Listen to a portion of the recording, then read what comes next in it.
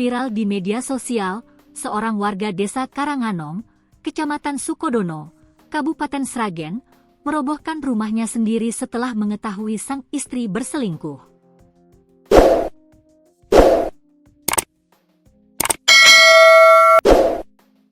Rumah tersebut dirobohkan menggunakan alat berat jenis bakoi.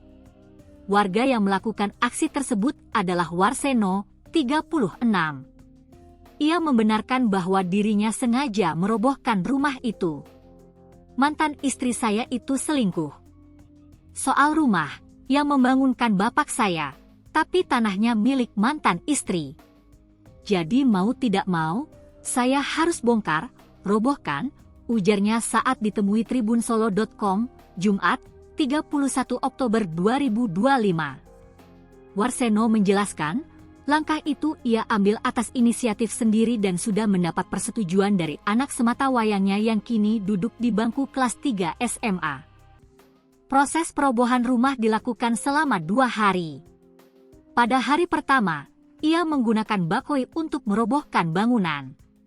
Bakoinya sewa, 1 hari Rp2.200.000, sewa dump truck Rp600.000.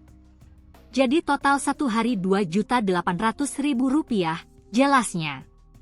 Barang-barang yang masih bisa dimanfaatkan ia bawa pulang, sementara sisanya ia hancurkan. Dirobohkan sampai tanah lagi. Dulu dari tanah, ya dikembalikan jadi tanah lagi, katanya. Warseno mengaku, rumah tangganya dengan mantan istri berinisial P, 36, sudah dijalani selama 18 tahun, begitu juga rumah yang mereka bangun bersama. Ia mengetahui perselingkuhan itu pada 16 Oktober 2025 melalui rekaman CCTV di rumahnya. Tahu selingkuhnya dari CCTV yang saya pasang di rumah. Setahu saya, hubungan itu sudah lama, terangnya. Setelah mengetahui hal tersebut, Warseno langsung mengumpulkan orang tua dan kakak dari P untuk berdiskusi. Karena merasa sakit hati, ia memutuskan mengembalikan P ke orang tuanya dan mengajukan perceraian ke pengadilan agama. Sudah mengajukan cerai, sekarang sidang kedua, pungkasnya.